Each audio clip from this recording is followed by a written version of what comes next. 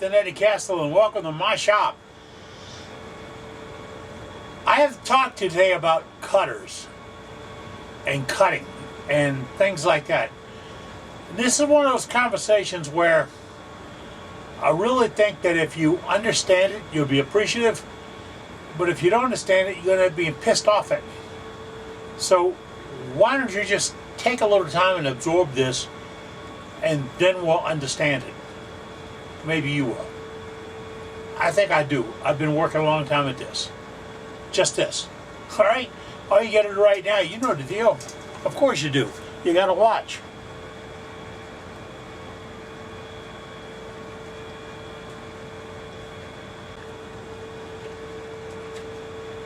Alrighty, I think we're ready to talk right now. There's a big change in the way the wood turning world handles wood turning. And I say that because if I go to the catalogs, and there must be 20 of them out there, and I look up what's new, I'm going to see a powdered, metal, forged, powdered metal, poured, ground, and forged woomahiki that'll do everything that a woomahiki is ever supposed to have done. And it's going to do it better and faster than ever before. And you're going to look like a damn professional, a professional when it gets done. Somewhere in there, there's a lie. Okay, because that tool's not going to make you look like a professional. That tool's not going to, or that houyaki is not going to do what everybody thinks it's going to do. It's not going to solve all the problems of the wood turning world. It wasn't intended to do that, and it won't. But here you go back a dozen years, 15 years, and you find that a guy came up with using these carbide cutters from the woodworking world, not the wood turning world, the woodworking world. They were in a cyclonic planer, and they were square and radius square cutters, and they would give you a harsh cut or a softer cut. And being helical and turning it, you'd have to see the machine work to think, well, we come up with that. Because the machining was very difficult, the changing of the blades was difficult, and you'd always get the guy to think, I can put 80% of the blades on, it'll just do the same. So that industry had to mature, and then they realized just how important it was. And we're talking here carbide cutters. All right. Now, recently I've been getting some questions about the negative rake carbide cutters. Let's talk about negative rake for a minute, okay? Let's talk about scrapers first. Now, if we get into shaping wood and cutting wood, we've been doing this since Jesus walked the earth, or Allah, or Buddha, or whoever else you want to believe in. Way back when, we had wood turning.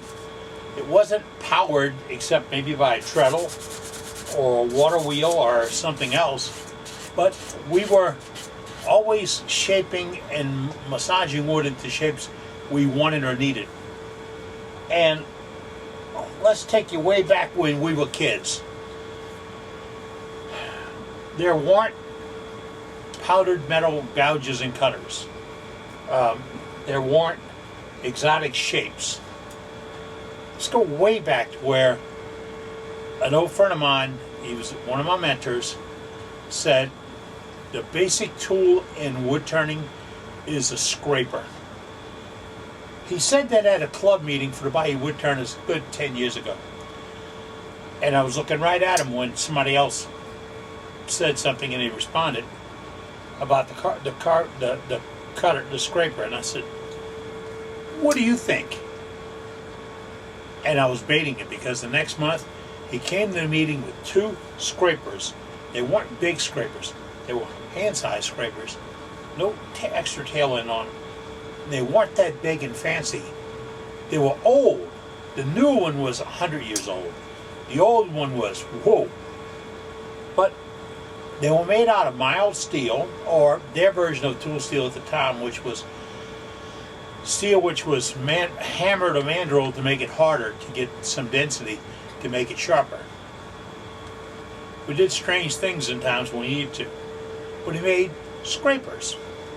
And he had these scrapers. And he chucked up 2 rough blocks.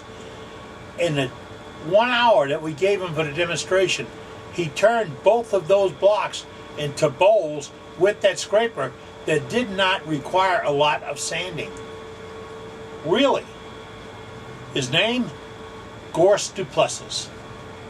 He's known worldwide for his ornamental woodworking. Created ornamental lathes. My ornamental lathe came from something that Gorse came up with. He was a master of wood turning. He was a very die-hard, old-time wood turner who believed some things shouldn't be messed with. The scrapers were one of those things. So let's talk about this for a minute. What is a scraper? I have one right here. This is one of my favorite tools. Now I'm going to zoom in here so you can see it. You can see that? Can you see what I'm flashing at you right here? Now let's go all the way to the business end of this. It is a craftsman tool. Now right off the bat, it means it's not made of the best steel in the world.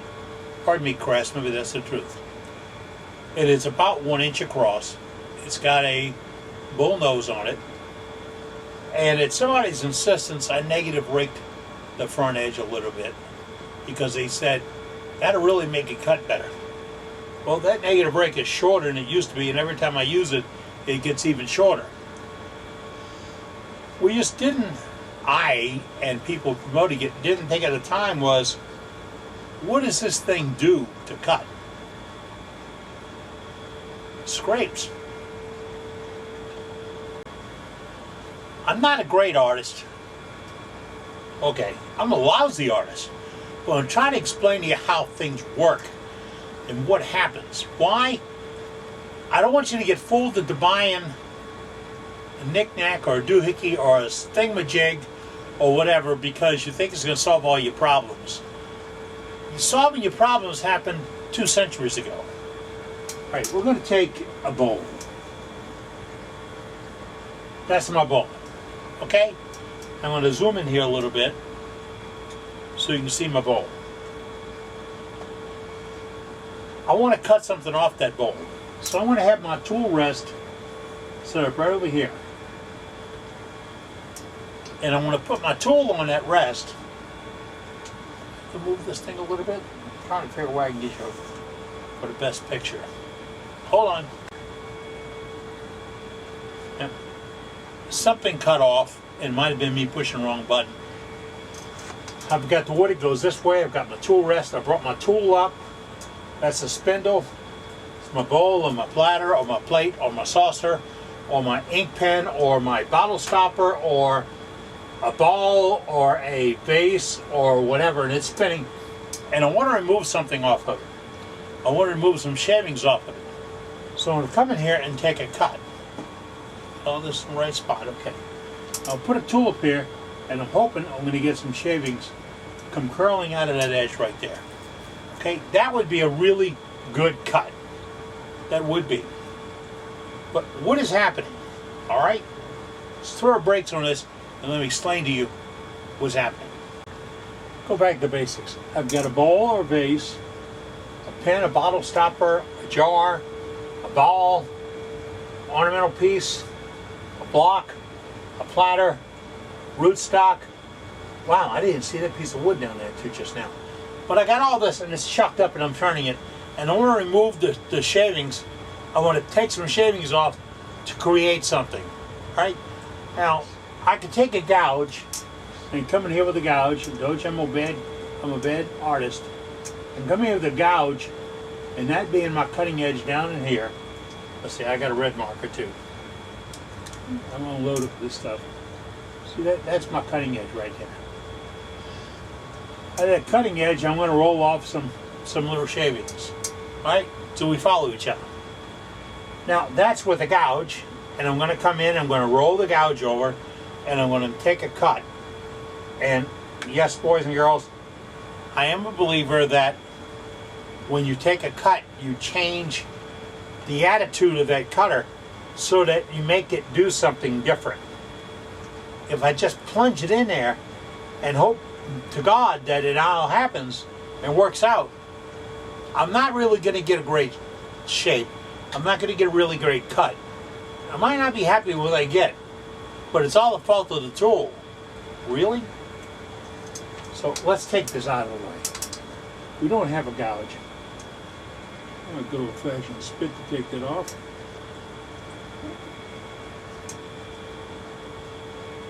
We're going to come in here with a basic scraper. This could be carbide, this could be mild steel, it could be almost anything. You can have my Sears one. All right, put the tool rest back up. I'll put that tool rest on a little bit of an angle. Right, like it should be. Right, I'm coming right off the top corner of it. That's a sweet spot. And I like my tool rest to have that little sweet spot, or that little bump or hardened steel tip on it. It doesn't groove up, because the grooves on that tool rest are going to show up on my workpiece. Mark my word, that will happen. Now I've got it like this, and I want to cut this away. What can I do? Well, I'm going to come in and take a regular scraper. Don't worry about all those wiggle lines, that didn't count. And my regular scraper is going to be sharpened. Look at that in real life, it sharps something like, can you see that? No, I went too high. My cameraman Oglethorpe is off today, so I'm going to go find me another spot to draw here. All right, my scraper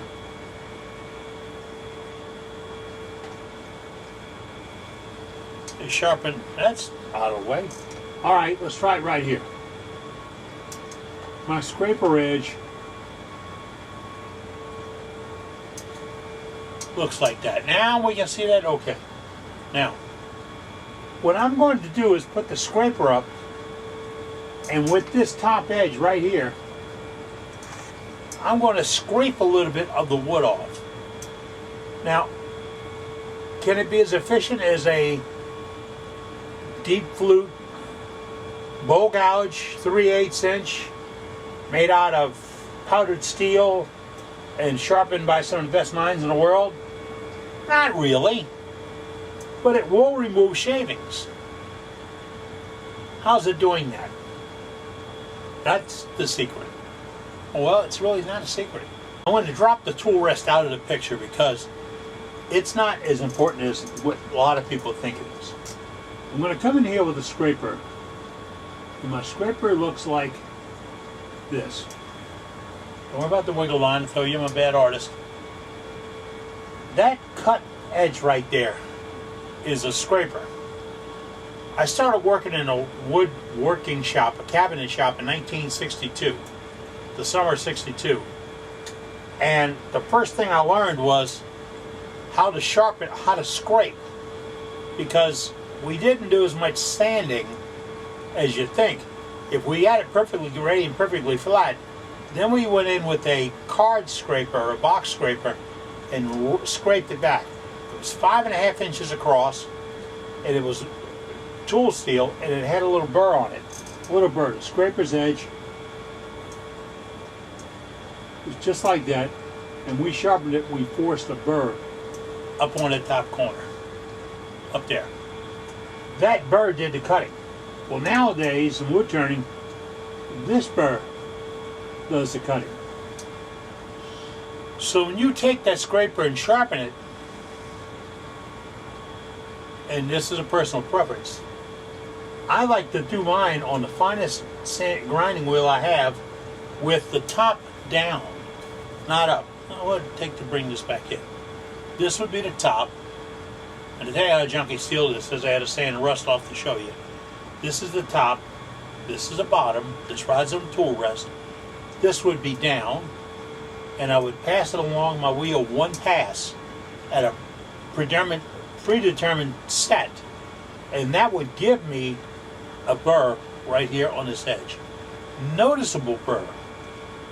I want that burr. That is going to be my cutting surface. That's what's going to do the damage. That's what's going to do the beauty.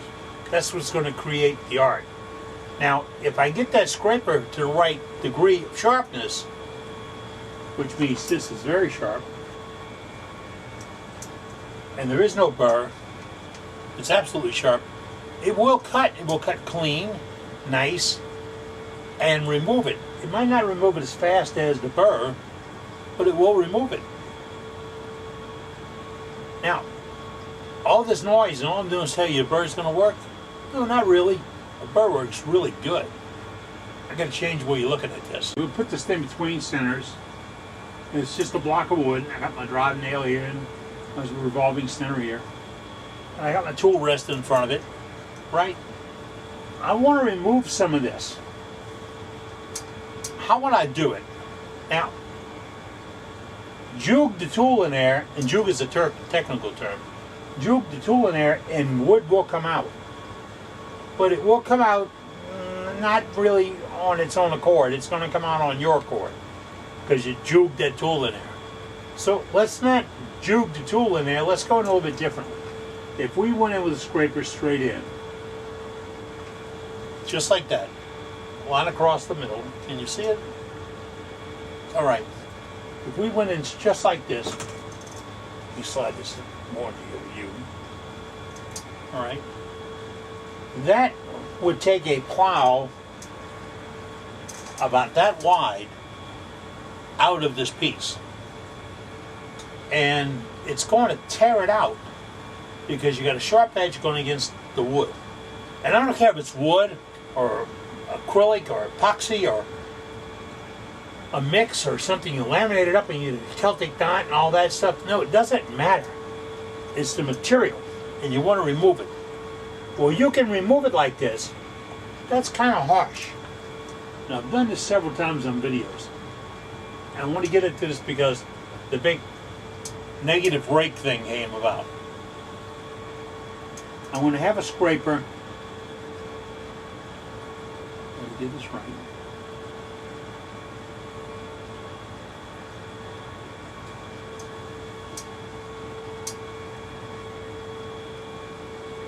I have that where you can see it, do I? Okay. I'll have a scraper. Back up a little bit, can I? Yeah. That'd be a scraper with the negative rake on it. A little flat on the top. Now the belief is, this being my cutting edge, would make contact right here. Right off my tool rest. And that cutting edge would be sharp, and this would be a very sharp, critical dimension.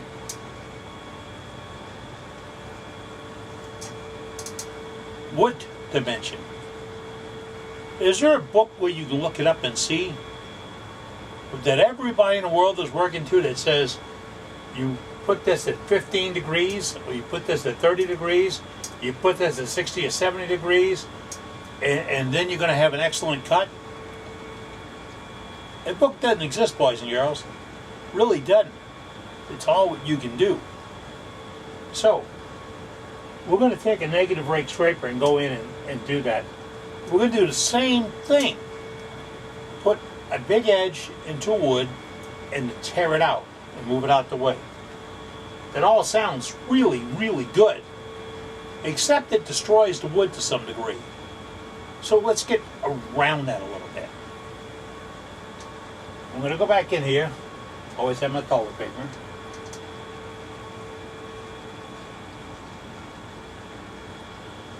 I'm going to come in with my Sears scraper. No magic to this. Plain scraper blade. And I want to cut that out. What would I do? Start with, I wouldn't go straight in. Now, I had words with Gorse Duplessis about this. And after watching him for about 5 minutes, I realized he was giving me a hard time because he did the same thing I did. He took his scraper and he softened that bottom corner. See, I got mine rolled over a little bit. I'd be able to see that. It's rolled over a little bit. Why? Because then I can just roll that up on the edge and work it. Why do I want to do that? because I want my cut to attack this piece like this. I want the cut to be going across at a bias, an angle. Why? Because I'm going to put less presence, less impact on the wood. I want to present a better part of the edge to the wood, and I'm going to control it from catching, because as I'm coming across this and I have it kicked up on a little bit of an angle, right, and I'm pulling it across, and it's real good for a pull cut, great for a pull cut. I'm pulling it across. The ribbons are going to come off that tool. Those ribbons are going to make the cut I want. Instead of chunks, I'm getting slices. I'm slicing wood. There's a couple of great wood turners out there that don't call it wood turning, they call it wood slicing. Well, that's what it is, slicing. So I've turned the tool on an angle and kicked it up, and I come across it with a slice. Guess what I just did? I just took your negative rake completely out of the picture. I did. Why? Because I got a sharp edge. Doesn't matter if there's a negative on the top or anything else. I'm presenting at a different angle. I'm controlling the angle. I'm not letting it be tool rest bound where it's bouncing and jammed down on there, and it gets the cut a little bit better. You will be amazed how sweet the cut will be when you do that. First, get it round. Use your roughing tool to get it round. And then come out with the scraper. Go right from the roughing tool to the scraper and scrape it across. Take a look at what happened with the roughing tool, which is slicing your wood, cutting it out, coarse, to your scraper, which is slicing it, cutting it out fine. The difference is night and day, really. So I think what I want to try and explain to you is negative rake is not in the tool. Negative rake is in the user. If I can adjust how this tool is presented to that wood, how that edge attacks that wood, how it all works out, I don't need any magic. I've got it right here. Now, you remember when you were 15 years old, that's where the magic was? Well, yeah, true. But you can twist it, bring it through for a cut, go back and relax it. As long as the tool rest is smooth, this corner's rolled off a little bit so it doesn't dig in. Digging into crap is way overrated. You can come along and make sweet little cuts. I honestly have done finished ink pens with a 3/4 inch roughing gouge and a scraper, and then sand. All I needed, because I had a tool that would slice it away roughly, a tool that would slice it away finely, and then I would sand it. And not over sand it, just sand it. I'm hoping this helps you out a little bit. I get a lot of calls to say, what are you going to do about negative rake scrapers? Nothing I can do about them. If I had all brand new scrapers right now, none of them would be negative rake. They'd be very standard. I'd be sharpening them face side down to put that burl on it, or running it through.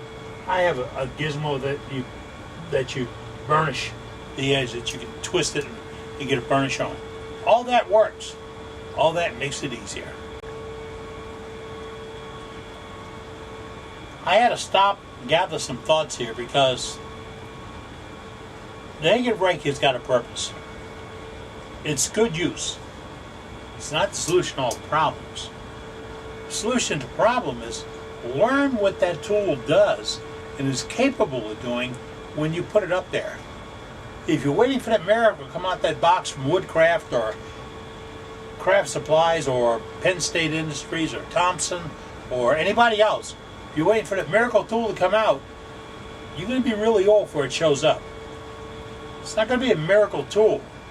The tool is here in your hand. Learn how it cuts. Stop, and this is really hard to do, because now you're going to get pissed at me. Stop wasting time making things. Stop wasting time thinking I can make 10 pens today, or 6 bottle stoppers, or a bowl, or a vase, or whatever. Don't worry about that. chuck up some wood. Good wood, bad wood, ugly wood. I don't care what kind of wood. Hardwood, softwood. Learn what your cutters will do and how you can best massage it. So you can, on tools that you need to ride the bevel. You can't ride the bevel on a scraper. Just won't happen. But tools where you can ride the bevel and get a slicing cut. Those are the tools you want to master. That's the tools you want to have available to you every day. And that's the tools you want to use. Because good cutting, good slicing is going to provide you with some good work. And if I can get that over to you, I think it did what I needed to do today. I'm Captain Eddie Castellan. I'm going to go back to making shavings. Because the other stuff's killing my back. Whew. Take care. Be good.